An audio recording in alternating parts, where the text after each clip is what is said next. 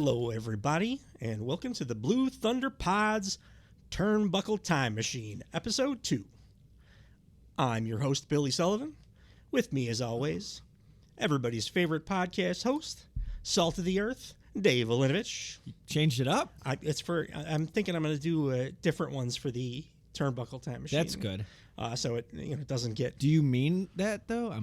Did you talk... Everyone said it? I'm everyone's favorite? I mean... Everyone I've ever met. Yes. At least in my own family. It's weird. They come ranked, up even. Yeah. They don't even know that I work with you on this. Yeah. And people just approach me that I have no idea how they have any connection to you whatsoever. And they're just like, you know something? That Dave Olinovich is my favorite podcaster. Poor bastards. I apologize in advance. You probably can hear my voice is not so hot, and also for missing our regularly scheduled Blue Thunder Pod last week. It will be back up and running this week. Had a little bout of the household COVIDs, so I was out of commission, and try to keep my energy levels up and excited for you guys. I think this should be a fun one, though. Today we are talking about, by special request, shout out Sam, Halloween Havoc, a 95, historically one of the considered one of the worst pay-per-views of all time. WCW Halloween Havoc 95 took place on October 29th of 1995 in Detroit, beautiful Detroit, Michigan, at the Joe Louis Arena. Mostly at the Joe Louis Arena. Mostly, yeah. What was the Cobo Hall? So which is right next door. Another special attraction part of the show is. Took place at the Cobo Hall, so at both Joe Louis and the Cobo Hall. 13,000 fans in attendance, 7,000 paid. So that's half the lot arena. of goddamn comps. They did 120,000 pay-per-view buys. So right. Like it's WCW from this era is so freaking confusing. Well, it's 95. Like, that's a good pay-per-view number, but you had to give away 6,000 tickets. Yeah. I wonder what capacity in that place is. I think they were at capacity for the whole building. At least, when watching it, I'd be curious. It looked great. Yeah. How they shot it looked great. I don't know how you find that many people to give tickets away to. No, because like most people, if you're a wrestling fan, you're gonna go buy a ticket, and like I'm not going to a show because I can't afford $40 or whatever. I don't think most people are doing that. Well, it's the whole. I remember WWF did this where. Like if you went to Taco Bell, they gave you like a ticket to like the Royal. I think it was 90. It was the year. This is off the top of my head, so I could be wrong, but I think it's the 97. When was it in the Astrodome? When did Shawn Michaels fight Psycho Sid? Was that 7? 97? 6? I want to say 6. 96. He won it in 6. He won it in 95 and 96. So I think Austin was around like hot shit by 98. Yeah, 13 was 98. We both have internet computers right in front Mine's of us. kind of far away. Royal Rumble. I mean, 13 was Austin HBK. It was 1997. Yeah. Okay, that makes sense. But they gave away tickets at Taco Bell for that to just pad the seats. So, I mean, that's like if you go to Vegas, they got people just giving away tickets to whatever because they want the room to look halfway decent. I wish AEW would give away tickets to fill that. I mean, actually, it's sold out again this week, I guess, which good sign. Yeah. Takes a long time for that shit to turn around, but like, but if they ever like, and I like the new ticketing plan way better. I wish they would drop the ticket prices like a week at a time instead of 2 days at a time. Yeah, because they're unreasonably expensive before that. I would like them to just give seats away for the hard cam side because like when Will Ospreay does his Ospreay thing and like everybody else.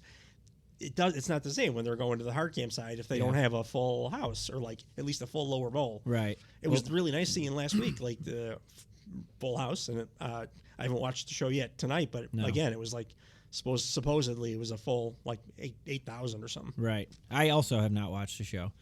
I'm a little behind on current wrestling. It's really fun watching this old stuff. Yeah. But yeah, same thing. I watched I've been watching more old stuff, like not just the stuff that we're covering for the show. Yeah, because it I'll watch something that'll make me think of it. Like, oh shit, that guy was this. Let's go find out what that is. Well, also too with this particular pay-per-view, you can't it's fun as a standalone. Yeah, and this is kind of where I don't know if my logic with continuity and episodic storytelling making sense week to week stands the test of time, because this show, this Halloween Havoc show, was loaded with continuity and episodic storytelling, and I had no fucking clue what was going on for some of it. Let me ask you, what did you think of the show in general? It was better than I expected. Absolutely. It was I don't think it's in the top 10 worst pay-per-views of all time. Not even a little bit. I think maybe the worst finish ever. But everything Hulk Hogan touched, I think, dropped this down dramatically. But everything else was, man, it was fine. Like there were like aughts, WWE pay-per-views in the aughts that I would watch by your brother's house. Yeah.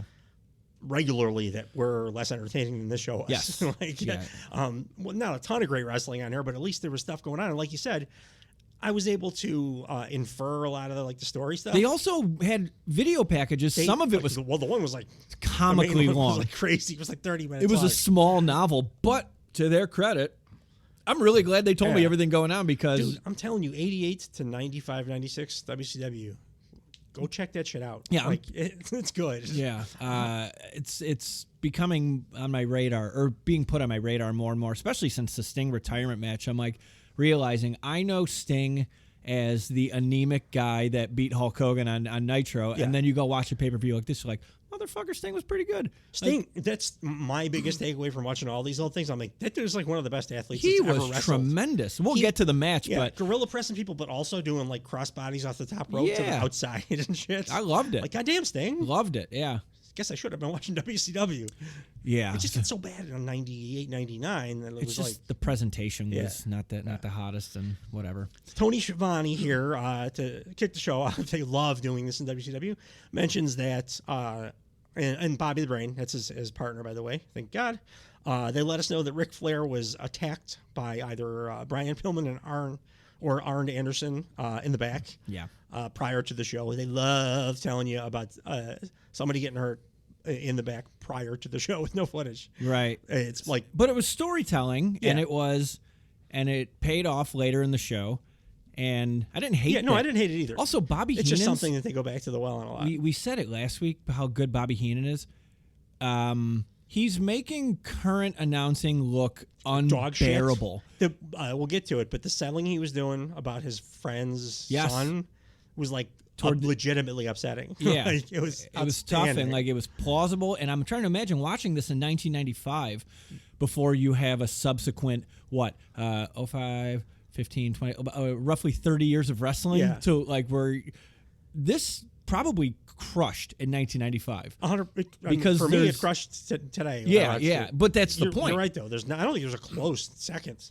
Like, for like announcing? the gap between second place and like 30th place is it's closer than the gap between first and second. Yeah. He's on another level. Goddamn crazy. And no headsets or if headsets, he's making it sound exactly like Bobby Heenan talking. And it's with everybody. It's with Gorilla Monsoon. It was with Schiavone. Yeah. It was with Macho Man Randy Savage and Jim Ross last week. Like, it doesn't matter. They're hanging from the columns. Amazing. What really quickly, just because I wrote it word for word, how the show opened. Yeah. Because the show opened with pretty cheesy. Oh my God! It was like I was watching like an Elvira special on like some free television. Do you think they were going for that? I kind of get the feeling that it might be like, if they were, mission accomplished, because that's the vibe I got. But the voiceover was great. Because the whole pay-per-view is built around Hulk Hogan versus the Giant, not only in a wrestling match, but also in a sumo monster truck. They keep saying sumo monster truck like it's a thing that exists. Like, it's just a sumo monster truck. You know, like there is. No. Like, no, you just fucking made that. Eric Bischoff made that word up. Yeah. 20 minutes ago. Stop saying it, like dropping it into conversation like it's a normal thing to say. Also, sumo wrestlers are not tethered together. No, they're not. A sumo wrestler strap match. But to open the show, it comes in from black, and you got the dope voiceover. He says, 2 demons have emerged. The Giant. He has a Jones for destruction. A Jones for destruction. Jesus Christ. His first match here, I was just kind of shocked by that. Yeah, and he looked good, and I'm excited to get to it. His motorcycle smashing, back cracking, bone crunching, neck choking rampage has opened the ghastly gate for the man who could not stay down.